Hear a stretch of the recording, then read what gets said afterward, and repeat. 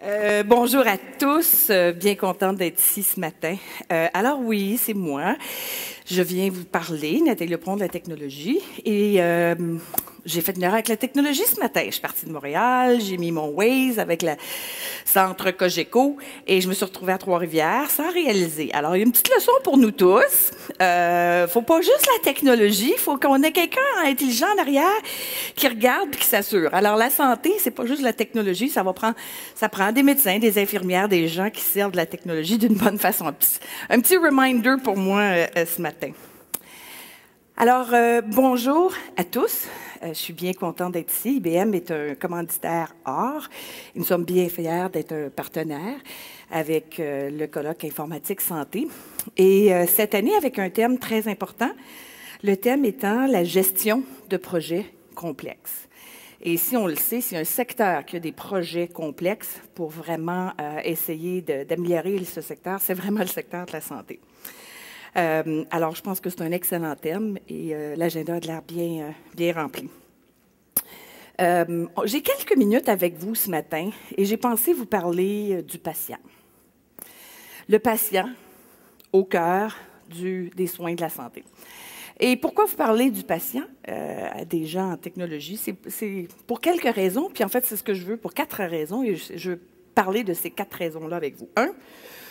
Personnellement, comme survivante du cancer du sein 2 fois et ayant œuvré auprès de nombreuses femmes, puisque j'ai travaillé bénévolement avec la Fondation du cancer du sein du Québec pendant 8 ans, c'est un sujet qui m'est personnellement cher. En fait, c'est la raison pourquoi j'ai accepté de joindre IBM il y a 2 ans et demi pour prendre en charge le secteur de la santé. 2, parce qu'après 2 ans et demi dans ce secteur-là, dans les technologies, puis après avoir cheminé à travers le Canada, à travers différents hôpitaux, parlant à différents ministères de santé, des gens qui œuvrent dans le secteur, on parle beaucoup du patient, mais le patient n'est pas encore vraiment au cœur des soins. Je pense qu'on est encore loin. 3, parce qu'aujourd'hui, plus que jamais, la technologie est vraiment là, qui peut nous permettre de mettre le patient au cœur des soins de la santé. Et finalement, 4, parce que j'espère peut-être vous laisser un petit message pour le reste de la journée. J'espère vous encourager et vous motiver à rêver grand. Des grands projets. Des projets qui sont complexes, mais peut-être qu'aujourd'hui, avec la technologie, on peut les faire de façon rapide et agile, même s'ils sont complexes. Alors, laissez-moi vous parler de ces 4 messages-là. 1, la santé, c'est personnel. C'est personnel pour moi, dans mon cheminement, mais c'est personnel pour vous, pour vos enfants, pour vos parents, pour nos petits-enfants. On est tous touchés par la santé. On a tous notre exemple de très bons et grands soins, mais notre exemple de système qui ne fonctionne vraiment pas encore. Et on fait face avec le vieillissement de la population et avec nos traitements qui sont absolument extraordinaires aujourd'hui, nos capacités. Des gens comme moi, avec le type de cancer que j'ai eu en 2004, qui était agressif avancé, mon prognostic n'était vraiment pas bon. Mais aujourd'hui, avec les avancées en recherche, on peut faire des traitements et faire vivre les gens beaucoup plus longtemps. C'est fantastique, ça. Je suis encore ici, comme nombreux autres. Mais le problème, c'est que ça coûte l'argent, ça. Et on ajoute des coûts sur le système, et ce qui fait qu'un jour, on ne sera pas capable de se le permettre avec le vieillissement de la population. Alors, mais par contre, la bonne nouvelle, c'est qu'il y a un paquet de secteurs, autres que la santé, qui, s'ils opéraient comme on opérait il y a 30-40 ans, ne seraient pas rentables non plus, ne seraient pas capables de survivre. Mais ils le sont parce qu'ils ont évolué et qu'ils ont changé, ils ont leveragé la technologie pour être capables de vraiment faire face à la compétition puis d'évoluer. Et je pense que c'est possible aussi dans le secteur de la santé. On est vraiment au bon moment. Alors, c'est personnel, on est tous commis là-dessus, puis on le sait que ceux qui sont dans le secteur de la santé, c'est parce qu'on est là probablement pour une raison personnelle. On est commis, on veut faire une différence parce que Dieu sait que c'est compliqué. 2, le patient n'est pas encore vraiment au cœur des soins de la santé.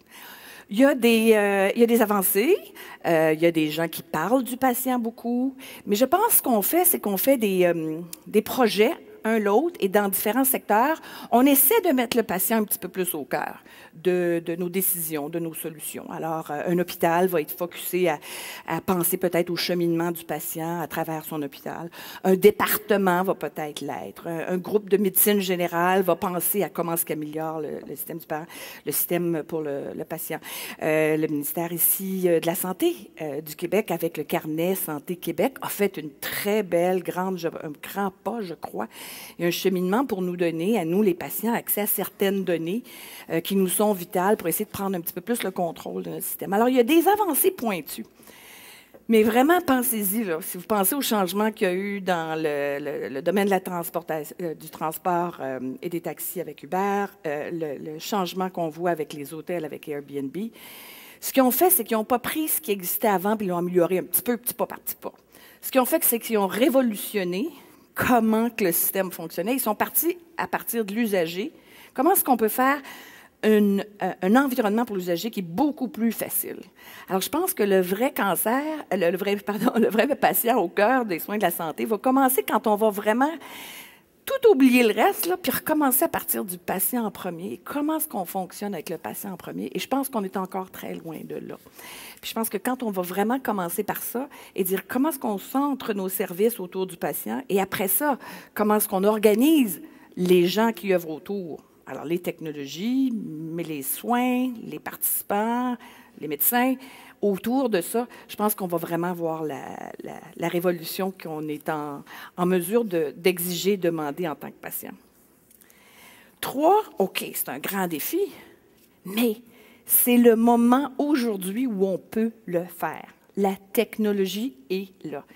Et vous et nous qui œuvrons dans les technologies, on peut être les enablers, alors mes excuses pour quelques mots anglais, mais vraiment ceux qui permettent de faire ces changements-là, absolument. Mobile.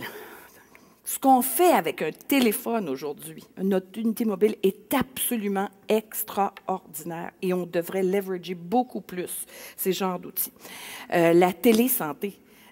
On voit à travers différents pays, ce que je m'aperçois aux États-Unis, ailleurs au Canada, même ici au Québec, avec la compagnie Dialogue, on est capable, si on pense vraiment aux patients qui aimeraient bien recevoir les soins, la place la plus facile, c'est de chez eux, ou du travail, ou de la maison.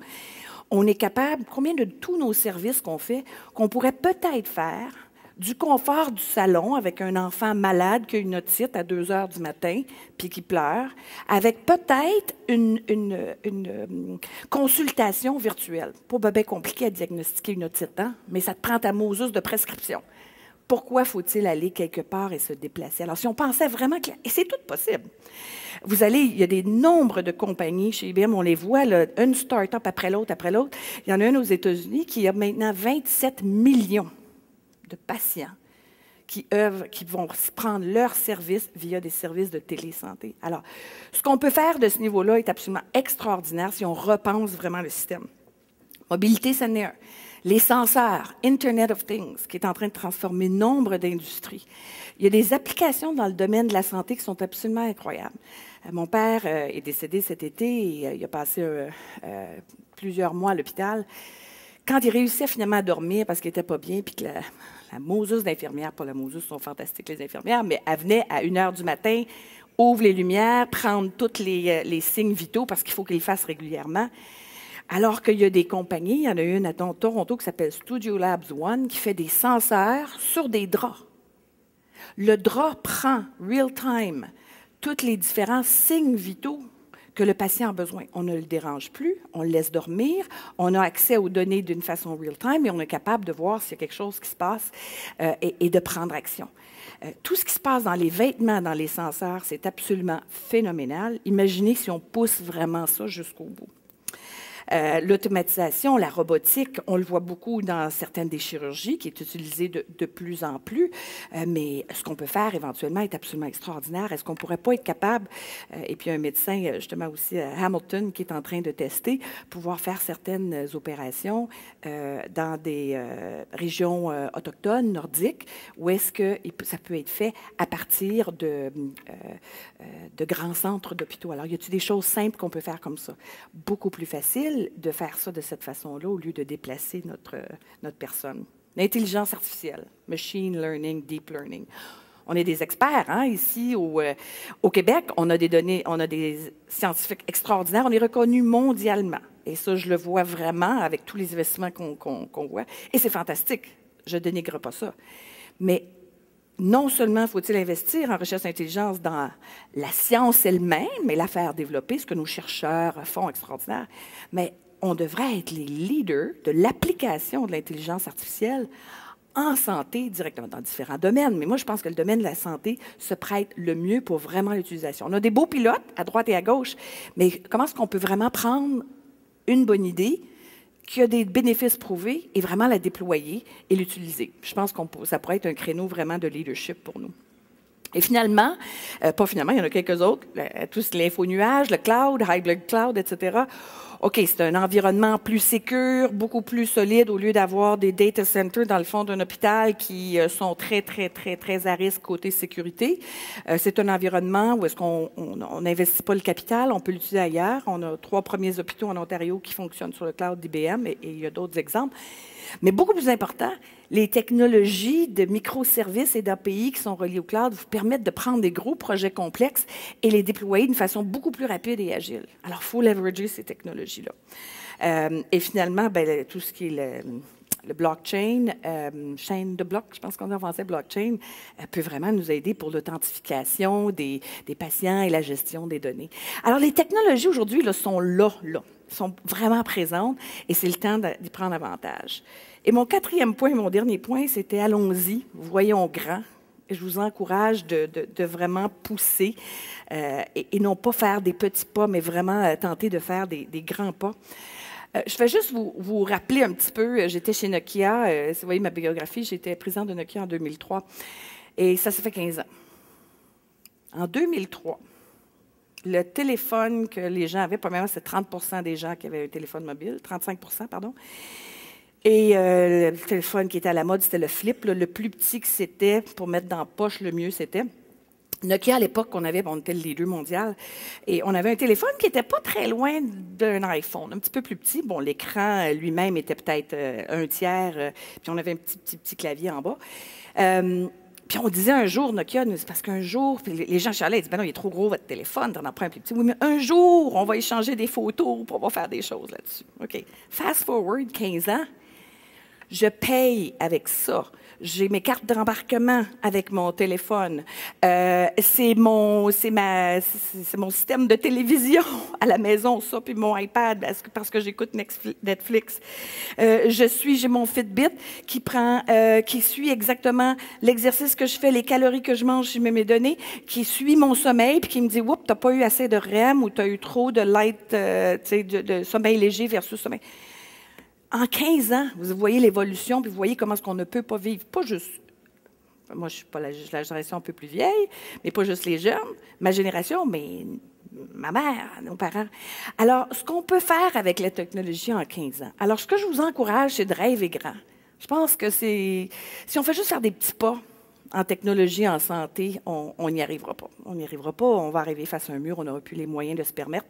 J'entendais un journaliste dans la radio, quand j'allais me promener à Shawinigan, qui disait, il va falloir commencer, Paul Arcand, qui disait, il va falloir commencer à charger parce qu'on n'est pas capable de se permettre des soins de la santé.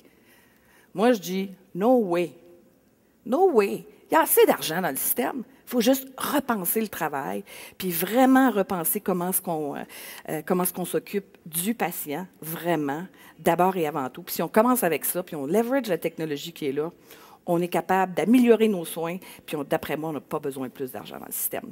Alors, je vous encourage à voir grand. Je vous souhaite une très bonne conférence et à bientôt. Merci.